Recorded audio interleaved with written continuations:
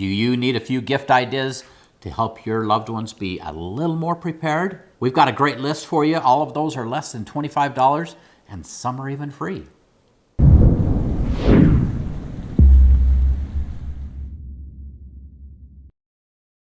Hey, Provident Preppers, I'm Jonathan. And I'm Kylene, and I have to admit that I love the spirit that comes with Christmas and all of the giving and the festivities and everything that entails. What we're hoping to do is to give you some good ideas that will help you pick out some gifts for your friends, family, and your neighbors that will help them to become better prepared for the future. Now, this list is not all-inclusive. It's just intended to help you brainstorm other ideas so that maybe we can make this Christmas one that will help all of us become a little bit more self-reliant and ready for the challenges ahead. So the best place to always start is free. And skills are really, really important. A lot of times it's not about the stuff that you have, but what you know. Your knowledge gives you so much power. And so we'd encourage you to share some of your skills for Christmas. Now you can do cute little coupons and say, this coupon is to learn how to make bread. You can have your friend come over or your family, teach them how to make a loaf of bread and send some bread home with them. If you give a man a fish, you feed him for a day. But if you teach a man to fish, you feed him for a lifetime. So these skills are super important. You know, one thing that has come up recently is a lot of people are interested in communications. And I've done a little bit with radio, amateur radio, GMRS and such. And so I'm so happy to help them learn because it gives them peace of mind. It's something that I can provide to them for no cost, and it helps them and it helps me because it keeps me involved in the process as well. And Mama and her gardening, she gets so many requests of people that just are interested in gardening, but they don't know how to start. So just now I'm working on my indoor garden, and these are little starts for my indoor garden that's right behind us. I'm always happy to teach someone. So if I offered for Christmas, instead of bringing some kind of trinket, say, hey, let's go work together in the garden. I'm building relationships and I'm teaching and passing on skills that could save somebody's life. This is one thing that is kind of free. Well, not really free. There's a little bit of cost involved, but Emily, my mother-in-law, is teaching Kenny how to make a quilt using her old sweatshirts and t-shirts from high school and college. And so this is going to be a beautiful quilt that'll keep warm. It'll provide some memories. It's building a relationship as they're working together, and it's using stuff that's almost free. Another thing, and John laughed when I said this, but this means a lot to me. That's okay. So we have lots of prunings from our trees, right? And we have little rocket stoves. And the rocket stoves just take sticks or pine cones or anything like that in order to fuel them. But sometimes when I go to use the rocket stove, that means I have to gather this stuff. So what if you just gathered, for somebody who has to have the rocket stove or else they're gonna think it's pretty stupid, sticks or twigs or pine cones, and you could put a bow on it, you could put them in a bucket, but just think about the different things that you could do that actually don't cost money. And she's taught me that I can make her happy by just bringing her a bouquet of sticks. I would be very happy. However, I'd be happier if you brought me flowers that still had the roots on them so I could plant them outside. We work on that one too. We work on that one. Now, for the gifts that cost money, we're going to break those into the basic necessities, not anything frivolous, but we want to talk about food, water, fuel, shelter, and protection or safety. All of those items are really important, and all of these you can get for less than $25.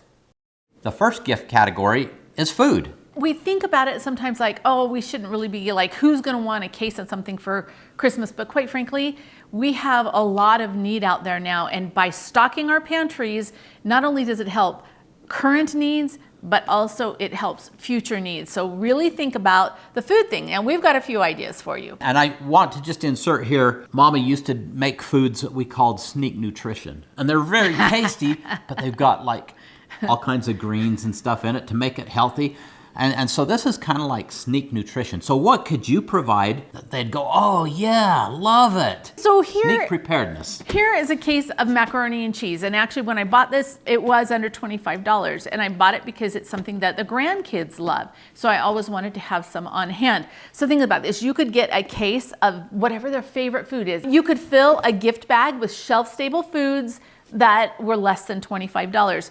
This is a can of rice. One year we gave neighbor gifts. We gave cans of oats because I think at that time they were like $3.50 or $4 a piece. Yeah, we just put a note on there, you ought to have a very Merry Christmas. So this is long-term, but you don't have to do long-term to be food storage. It can be anything that will stock your pantry. We were taking a walk the other day and I noticed that after we'd done all of our apples, that one of our neighbor's trees still had apples on it. And so I called her and said, hey, are you gonna use these? Because the weather's, it's totally freezing now. And I freeze-dried a bunch of sliced apples. The apples cost me nothing but labor. These bags were about 30 cents a piece. And of course you have to have the freeze dryer. But another thing, I have a freeze dryer and so I could freeze dry food for somebody else. I do that actually quite often. Okay, you knew we weren't gonna not talk about food without talking about my chocolate. Awesome gift. She never rejects my gifts if they're chocolate. If they're chocolate. How much was See's candy now? Like $37 a pound? Something crazy. It's something crazy like that. I couldn't get a pound of See's candy, but boy, could I get an awful lot of symphony bars. Like these are some of my very favorite in the whole world. And then I could stash them away, right? And give them to my neighbors or my friends. I think personally, chocolate makes a very, very nice Christmas gift. And it's really nice because it never has to be rotated. Because it gets used. Well, it has to be rotated. Well, it has to be rotated, but we don't get to the end of its life and go, oh, we have to throw this away. It's just always pretty fresh. And don't forget the can opener.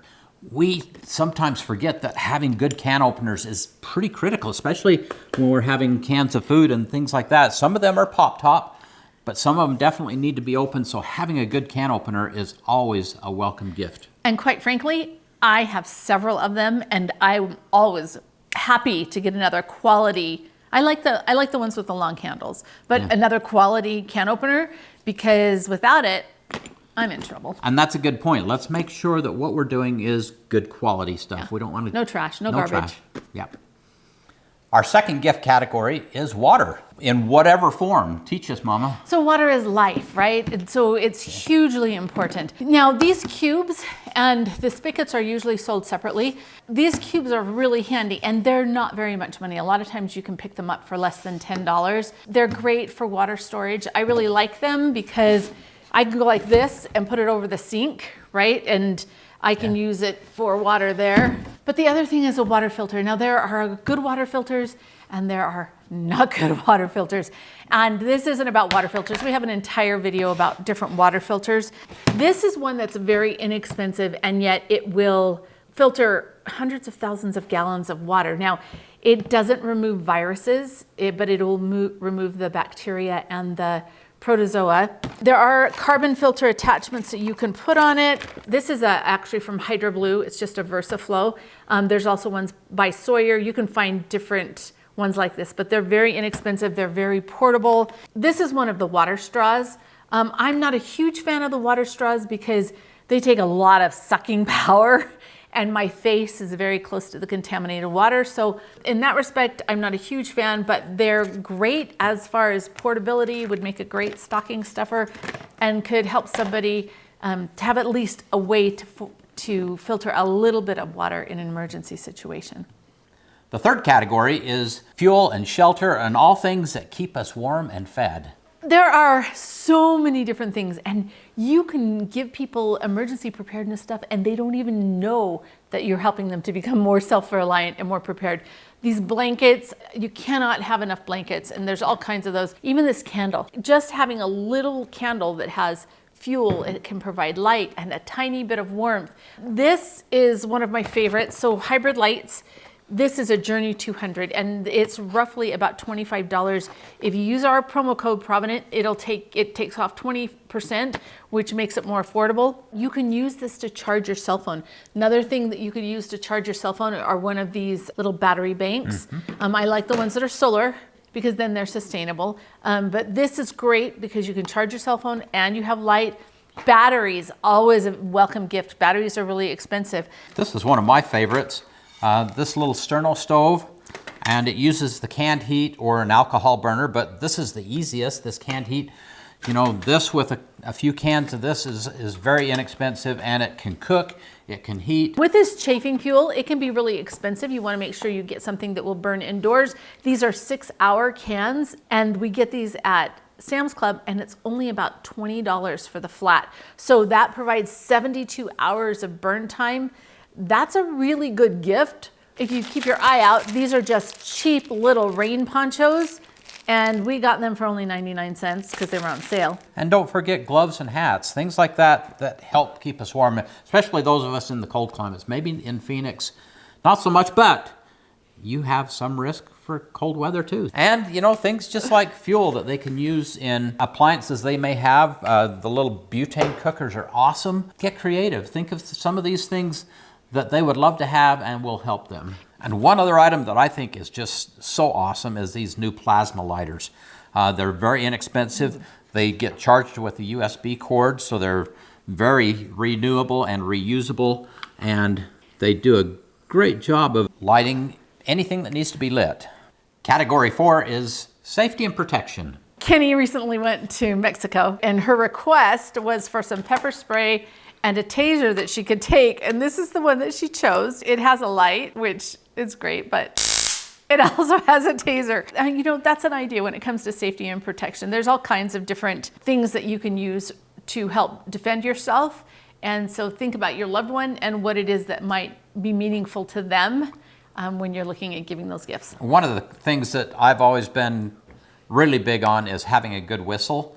And I don't carry one with me all the time, but if we're in the backwoods or something, having a good whistle, or if you just need to alert somebody or make some noise, these whistles are incredibly inexpensive. We bought a bag of 6 for, I don't know, $6 or $7. Yeah. They're not very much, but they are an awesome tool for notification. Yeah, and according to Nick Miller, we've got a whole video that we did with him on an auto safety kit. He thinks you should have one of these whistles with your auto safety kit, right? So that you can get it right away. And he makes a really good point about why they're so important. So you might want to watch that video. Another thing that he recommended was the seatbelt cutter. Yeah, and this is a seatbelt cutter and a window breaker. These go right in your console, right next to where you are, so that if you need that in a hurry, you've got it right there. Very inexpensive tool, but very valuable and important for safety. And this is just a safety vest. I used to commute to work when we lived in the city, and I would commute on my bike. And I was amazed at how many distracted people are out there and how many close calls.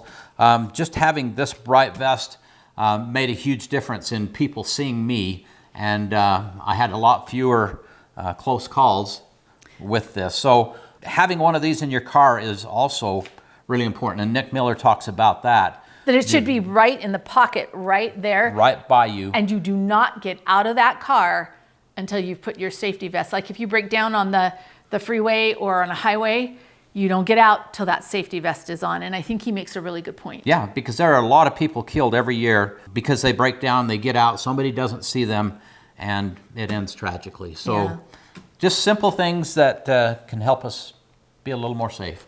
And how about items to stock a first aid kit? Like I've got all kinds of different things, from the space blanket to Band-Aids. Here's a splint. There's all kinds of different inexpensive things that you could give to help stock a first aid kit, because sometimes they're expensive and it can be overwhelming right away. How about medication? Okay, so now we're moving on to things that aren't safety. Well, I guess this is kind of safety. Yeah, it's got a safety component to it. So this game is called A World Without Rule of Law.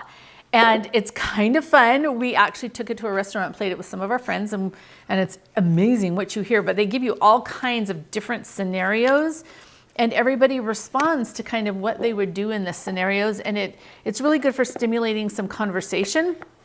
But it's interesting because I was really surprised. Integrity isn't always the biggest thing, and maybe I need to watch my back with some people more than I would have first assumed. So this was really kind of fun. It's $20. And then books. Now, yeah, this is our book. We just did a book giveaway. Books that you can refer to, whether it's books about gardening or cooking, a food storage, how to cook with basic foods. Right. What a priceless book that would be. Different reference books. And actually, what about creating a book of your own favorite recipes to share with your family. You could share it digitally and let them print it out, or you could have it printed out.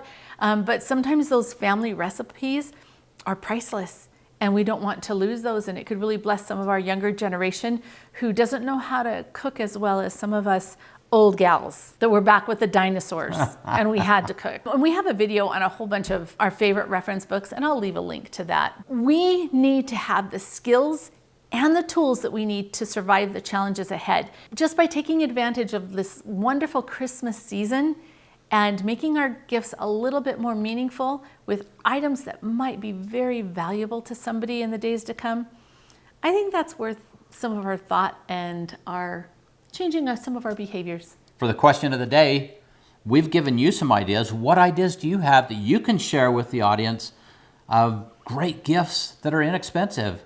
Not only how we can share our resources, but how we can share our skills. Share with us and with our audience, and thanks for being part of the solution.